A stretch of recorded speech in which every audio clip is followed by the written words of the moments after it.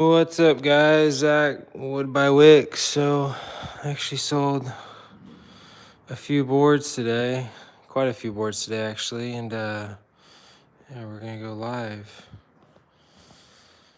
So, yeah. I'm Zach Wood by Wicks. Let me get these headphones out of here. So, let's say 2 days ago, I came into my unit and I noticed that my tires, my sawmill was like leaning like really heavy. I was like, that's extremely strange. So I looked at the tire and I assumed that it was gonna be flat. I aired it up and then I noticed that I didn't really inspect it. I just figured there was like a hole in the tire. After I aired it up, I noticed that there was an entire piece missing on the tire. So this piece it came from that tire over there, and it was all the way over here on this side. So I guess at one point in time, hours before, the tire blew and a piece came off of it. So I noticed that, so I jacked the sawmill up, I took both tires off. I wasn't just gonna replace that one tire. I took both tires, rims off, took them to the tire shop. They got them done in like 3 hours. I put 10 ply on there. So I was gonna do 12 ply. I wouldn't have gotten the tires back until like Monday or so. But I thought 10 ply was sufficient. So I did get 10 ply tires. I'm really glad that I got those tires replaced because if I was on the road, let's say my next venture is gonna be in the woods. So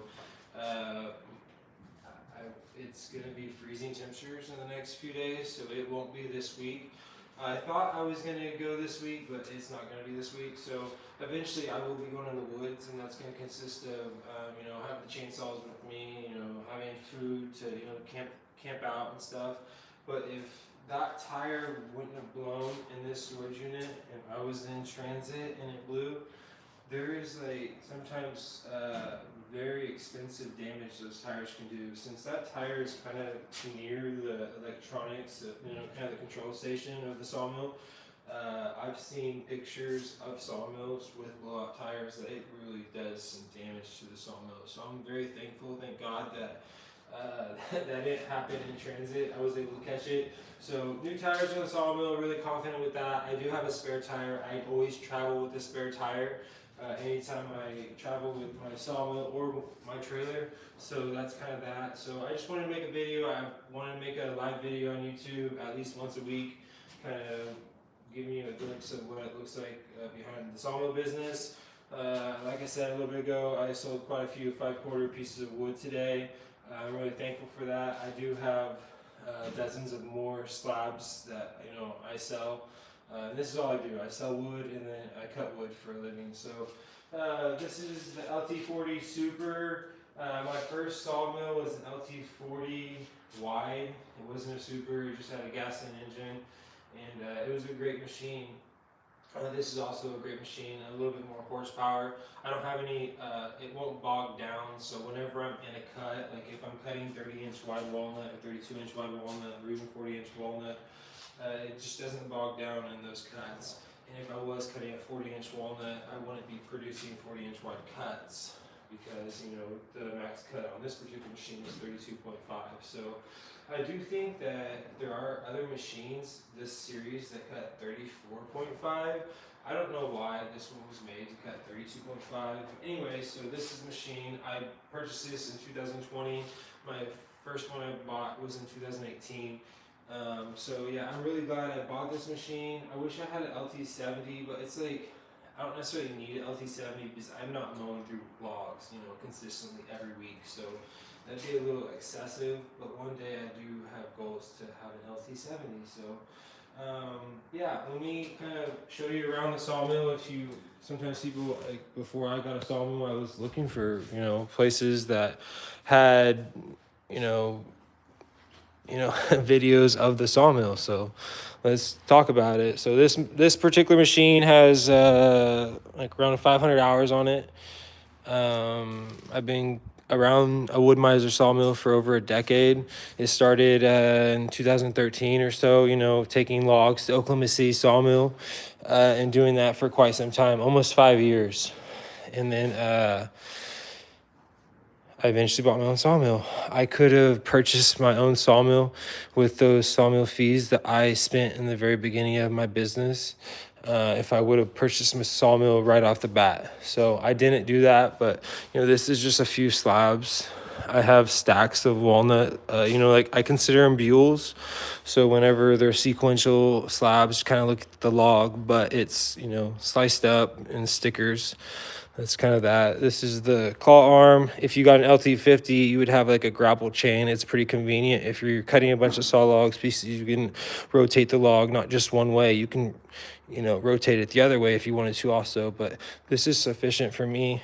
Rarely I get a log that I can't lift on this sawmill. If you do get a log, let's say that's 15,000 pounds, if you put a jack and let you help, just give it a little assistance and you can get it up there. Or if you have a skid steer or a tractor, you will be able to get any log on this sawmill.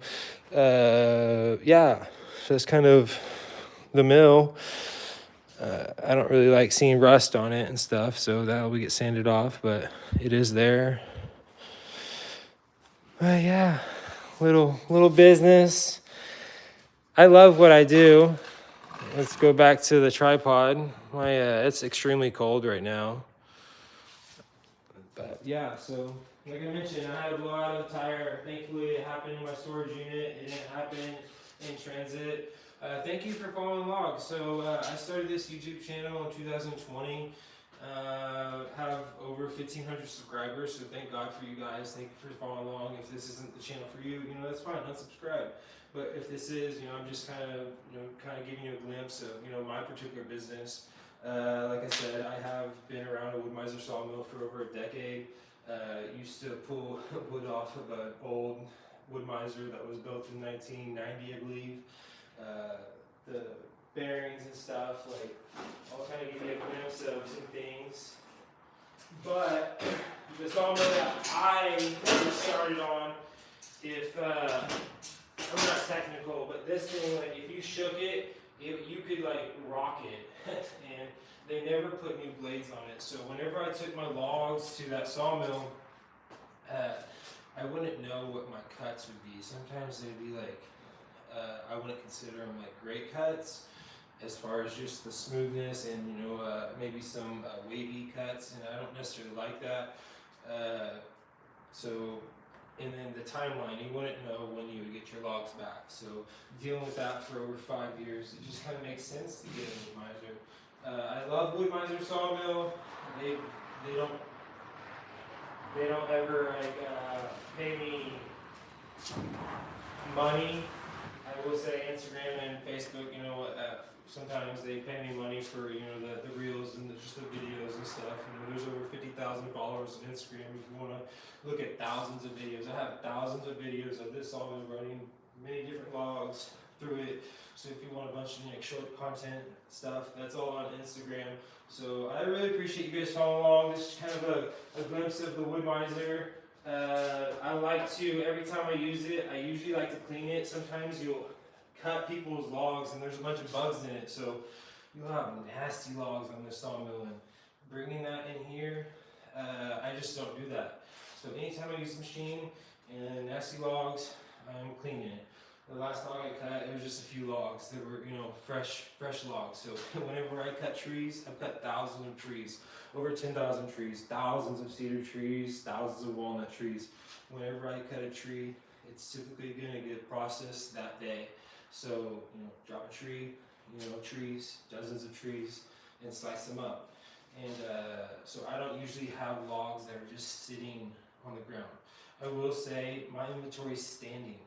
I have thousands of walnut trees that are standing, and they're not degrading, and they're just growing. And you manage those forests, you select the trees that need to be harvested, and you harvest those trees. You try to minimize the impact that you're going to do to the surrounding trees, which is kind of my specialty, is we'll go up in the trees and top them. I'll have people go up into the tree, climb the tree, and they'll top the branches that need to be topped. So I'm not going to be hung up with another 12-inch wide walnut tree that I don't necessarily want to cut right now. And I don't want to damage that walnut tree. If that 12-inch wide walnut tree that's 20 yards to the left gets a branch broken off, in it because I'm following a mature walnut tree, and I could have prevented it from, you know, toppling that situation. And most people don't do that. I just, you know, I will say when trees get topped, usually it, you know, alters their trajectory. I want the forest, I don't really want to harm other trees. I want to select the trees that I want to get. We're going to go climb up those trees. We're going to delimb them, do what we need to do. We're going to pull those trees out, slice them up, and, you know, continue to do that. Also planting trees. I will say I have over 20,000 walnut seeds viable. I've been collecting walnut seeds for over 15 years. It started a long time ago in Crescent, Oklahoma, and a few other places. I kind of collected a bunch of walnut seeds, and we tried to grow them on my dad's land. So my dad's no longer living anymore, which was an extremely crazy year last year. But yeah, so I tried planting walnut trees in barren land. So, you know, canyon land, you know, not rich soil, and you know, a bunch of cedar trees around, and it was a failure. So you have to, you know, whenever you plant the walnut tree, you have to plant it in the right spot. So that's kind of something I've learned. I will say I plant hundreds of walnut trees. I plant them throughout the entire forest. The squirrels help us do that also, but I'm actively, you know, whenever I cut trees, I'm usually putting viable seeds in the ground throughout the area. And that's assuming that I'm not going to be coming in that area again. But once I'm completely done, there's trees that are going to be planted, seeds and saplings. So that's just kind of a little ramble. Yeah, one-man business. This is all I do. I've been working for myself for 15 years. And yeah, I love you guys. I appreciate it. The Wood Miser's great. You know, there's many other sawmills that you could choose. I think the Wood Miser suits me well because the customer service is great. I have lots of spare parts. I don't usually have anything that happens to this machine. I have each machine, you know, you're going to have something that breaks. You're going to have to weld something back on. So having the ability to fix anything that arises whenever it's super cold right now. Yeah, so like something will happen, and let's say, you know, just something will happen, like this will break off, your travel hook will break off, or, you know, something will need to be welded in the machine, and you kind of need to do that for it to function. And you know, you just have to, you know, do that. You kind of have to fix it. It's not like you're gonna be like, hey, Wood Miser, come fix my machine.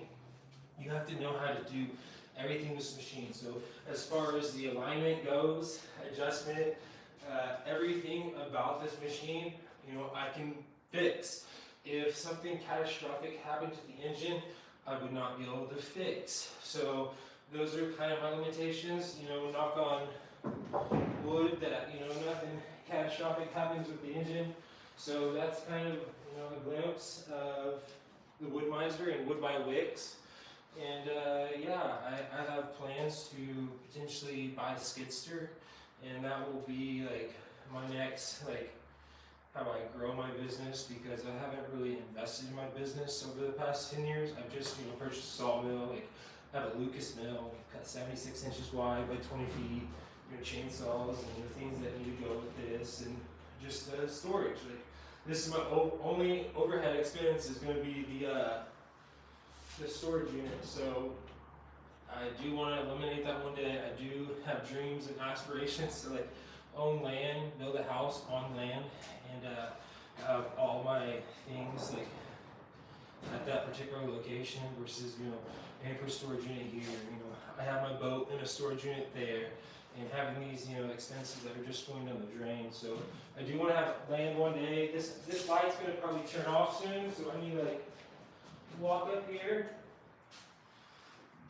They turn off every 15 minutes, so not having electrical and water in this location is terrible, but you just have to make do with what you have. As far as filling my water, it's going to be done at my house. There's preparation that needs to be done in the storage unit and at my house to get my truck ready to go for the sawmill. Once those things are in place, I literally just drive out with my sawmill and go to location. I might stop at the gas station.